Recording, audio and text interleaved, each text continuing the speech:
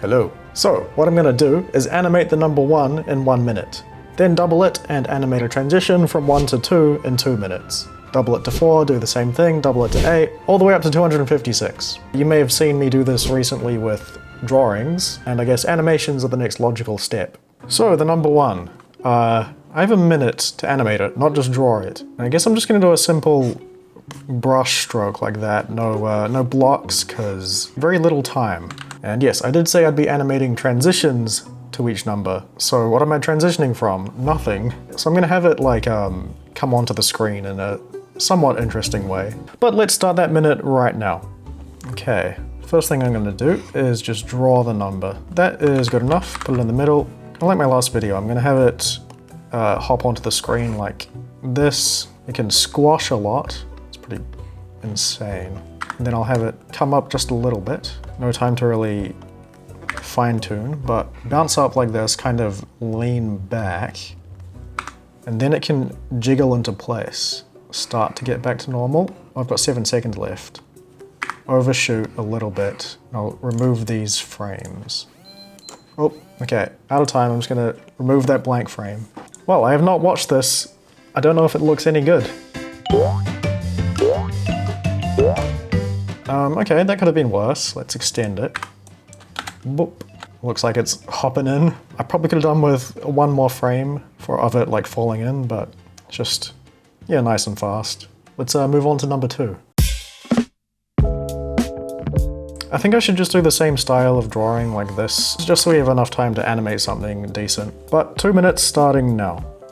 Okay, I have no real plan for this, so that's interesting. We'll just draw the number, and we can do just some sort of morph, but actually, I'm gonna have it like slam into the ground. Looks kind of weird at the moment. So I have it lean just a little bit. Be a straight line on this one. It's like a snake. But then it comes back up, coming back like this. So it's like a 2 already. I'll have some of this motion line thing. Leaning back just a little bit more. Has it really been over a minute? So it's just gonna like, you know, settle into place. It's gonna overshoot just a little bit, lean back into place. Okay, so it's pretty much in place. Let's do a little tilt on this frame. We've got 5 seconds left. Oh my. Do a little, I don't know. Okay, I'm done. No choice but to be done. Let's have a look at this. That's about on par with the first one. I don't know if that like those smear lines were really needed. It'd be good to have had those on 1 more frame, like dissolving. I mean, I guess the second one's a little more complicated, so we're on the right track. Okay, I have a game plan for 4, but I'll just show you as I go. So time starts now. Alright, I'm gonna outline it, but I'll first just draw this. This can actually morph quite nicely into a 4 if so the bottom line of the 2 is that middle line of the 4. The curl at the top kind of bends down into the vertical line. Let's just see if this works. I'm hopefully gonna turn this into an outline, but it might not happen. This is going kind of strangely, but that's okay. Actually, this should not be that rotated. Go like this, and then this line can like start to just intersect the other one. So I want to slowly erase the insides of this thing. It looks like a road. Oh, I need to do that on a different frame. Slowly erase bits of it. Okay, that was a bad choice. I should just go like this. Reasonably thick. So I think this is gonna look pretty scuffed, but it's early days. Another in between. Oh! Oh, that's time. Okay, I was hoping to do something else, but that's okay. A little raggedy. Not too advanced, but it's like an actual noodle moving into place. Now we're at the outlines, we can do something hopefully interesting with 8.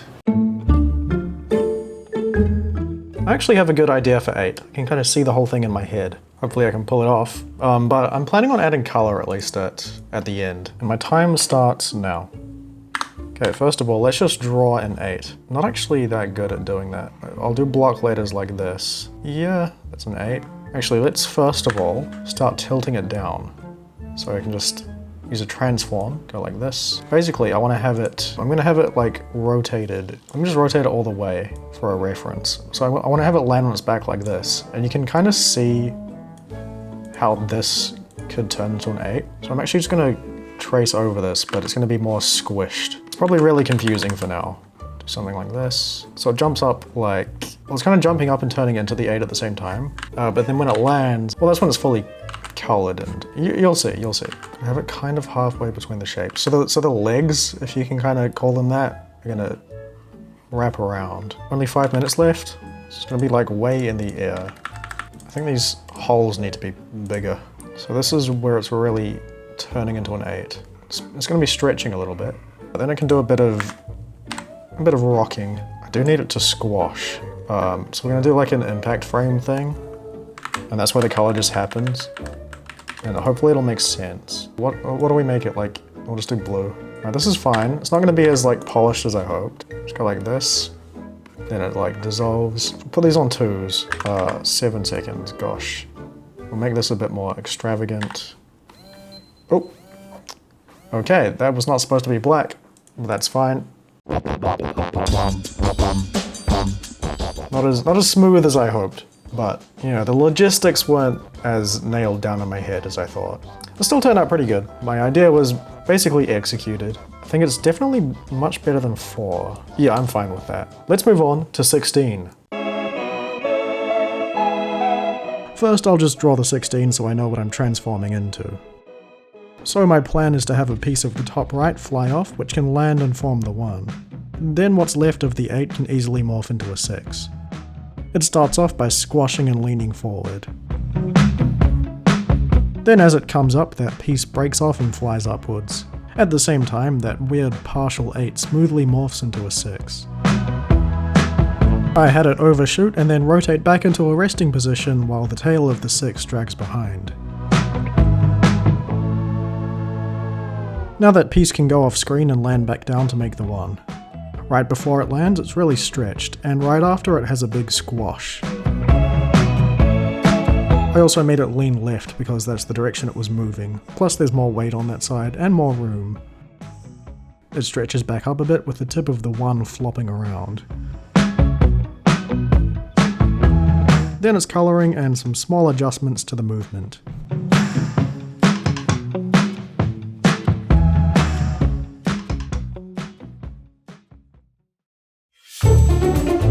Alright, that's pretty good. I think this one's the best so far in really every measurable way. It's visually pleasing, a fun idea, well timed and spaced, a little bit smoother. Yeah, let's move on to 32. The 6 is relatively close in shape to a 3, so we'll start with that. I drew a 3 with a similar size and curvature to the 6. Then the idea is to have the top tail merge down into the O shape, while the left of the O splits apart. I made the middle part of the 3 snap back and spring into place, and the ends can wobble from the force.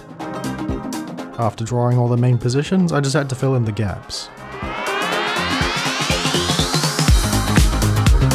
Now for the 2. Of course I have to draw the number first. I'm going to take the 1 and stretch it in an arc over the 3. When it lands on the other side, it'll spring back up into the shape of a 2. I drew a big squash and stretch before takeoff. Then it gets a bit melty while landing and switches to a 2.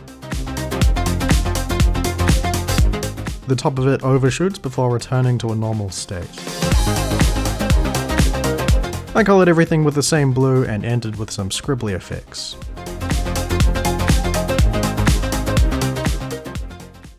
I quite like that. It's really snappy, but also squishy.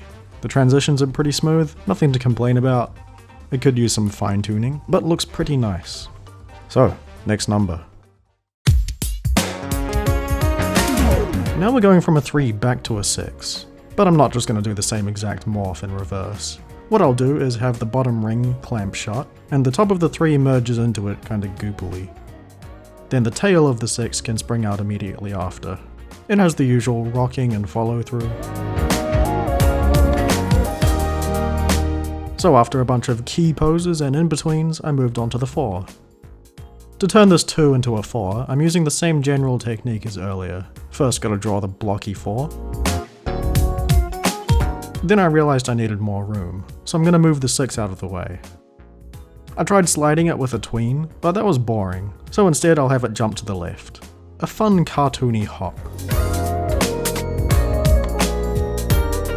Now, like with the other 2 to 4, I'll have it jump up and bend around into the new shape. This one just has more care put into it because I have more time. Once the whole animation was looking good, I moved on to some effects. Then I coloured everything with the addition of shadows and highlights. They're going to transition from the basic blue to the new colours on impact, with these blast lines to sell the effect. Now some final details and tweaks.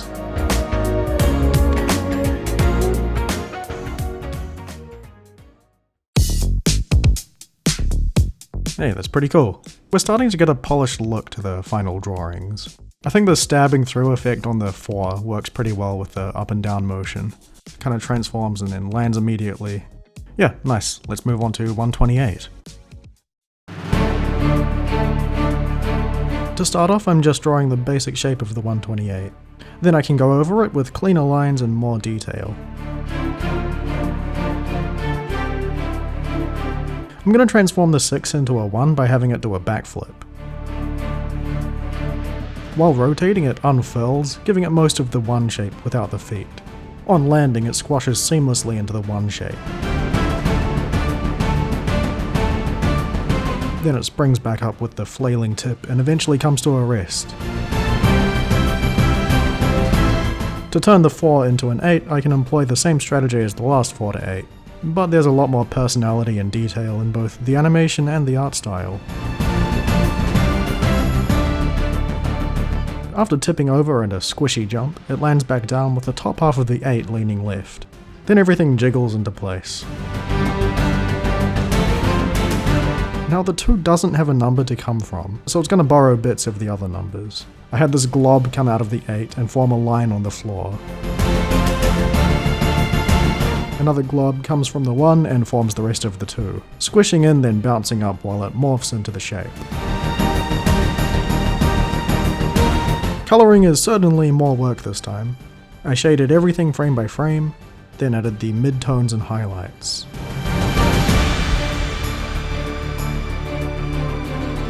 I also wanted faces on this one, so I drew simple eyes and mouths, then had them fall in from the top of the screen. And just to make things more interesting, I made the 2 green.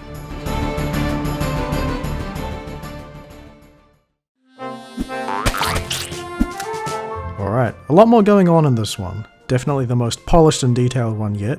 Makes sense. Still seems a little simplistic for over 2 hours, but I'm happy with it. I think since everything's happening at the same time, it's harder to appreciate the individual pieces. But let's see what we can do with 256.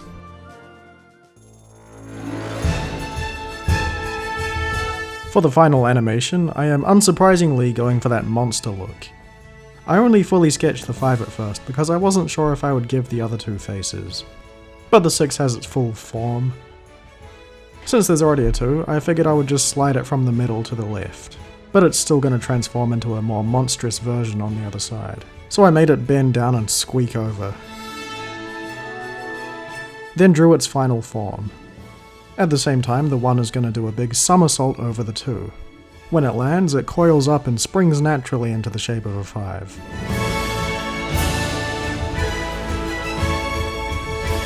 After ironing out all the details, adding in-betweens and follow-through, I moved on to the 6. So the top ring of the 8 plucks itself out to form the tail of the 6, while the whole shape morphs a bit.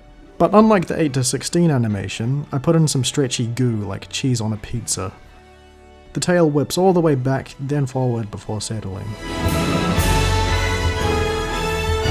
Now the general animation looks good and I can add more detail. I had the teeth and eyeball emerge from the 5 and placed in some colours.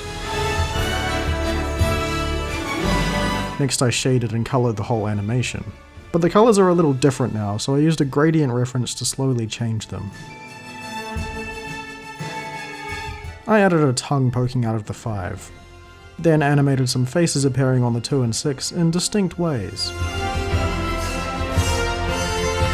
I also had to get rid of the old faces, so I dissolved them out during squashes.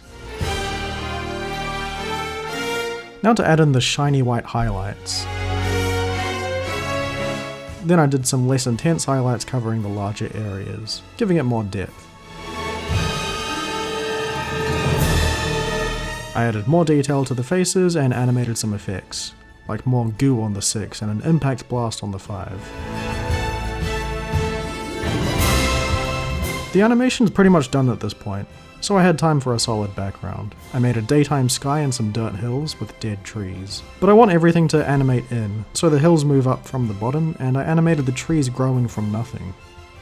A bit of polishing up, and I drew in some clouds. These can also tween in from the bottom, but it's all at different speeds and timing.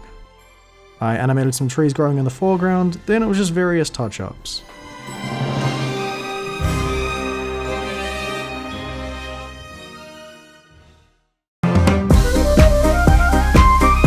And there we have it. Obviously not as detailed as the drawing of 256, but animation takes a long time. I think this looks pretty cool. Decently balanced in terms of art style and animation. Just like the 128, there's a lot going on at the same time, so you kind of have to look at individual pieces to fully grasp it. But that's my 256 in 256, and I think it's pretty good. Now here's the entire animation so you can watch the journey unfold. But hope you enjoyed the video, I'll see you soon, and goodbye.